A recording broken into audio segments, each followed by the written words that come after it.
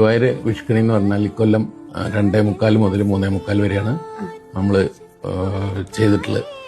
കണി കാണുന്നതിന് മുന്നേ തലേ ദിവസം തന്നെ കീഴ്ശാന്തിക്കാര് ഈ കണിക്ക് വേണ്ട എല്ലാ സാധനങ്ങളും ഒരുക്കി അകത്ത് വെക്കും. അകത്ത് ഭഗവാനെ കണി കാണിക്കും. അത് കഴിഞ്ഞ് അത് ഇവിടെ കൊണ്ടുവന്ന് വെക്കും. എന്നിട്ട് അതിന്റെ കൂടെ ശിവേലി തിടമ്പ്, ആ തിടമ്പ് കൂടി അവിടെ ഒരു സ്വർണ്ണ പീഠമുണ്ട്, സ്വർണ്ണ സിംഹാസനം എന്ന് പറയാ. ആ സിംഹാസനത്തിന്റെ മുകളില് അദ്ദേഹത്തിനെ അവിടെ ആ പീഠം അവിടെ മറ്റേ തിവേലി തിടമ്പ് അവിടെ കൊണ്ടുവന്ന് വെക്കും. അപ്പൊ ഈ കണി ഒരുക്കുന്നത് മുഖമണ്ഡപത്തിന്റെ വലതുവശത്താണ്. അത് പലർക്കും അറിയില്ല. അവര് നടക്കിൽ വന്ന് ഗുരുവായൂരപ്പനെ തൊഴുന്നു പോകുന്നു, അറിയാം. ഒരുവിധ ആൾക്കാർക്ക് ഇപ്പൊ അറിയാം.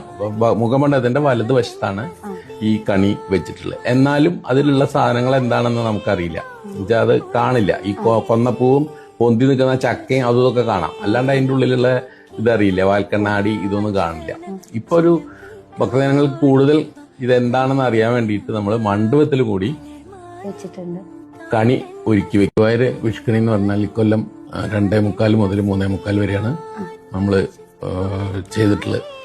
കണി കാണുന്നതിന് മുന്നേ തലേ ദിവസം തന്നെ കീഴ്ശാന്തിക്കാര് ഈ കണിക്ക് വേണ്ട എല്ലാ സാധനങ്ങളും ഒരുക്കി അകത്ത് വെക്കും. അകത്ത് ഭഗവാനെ കണി കാണിക്കും.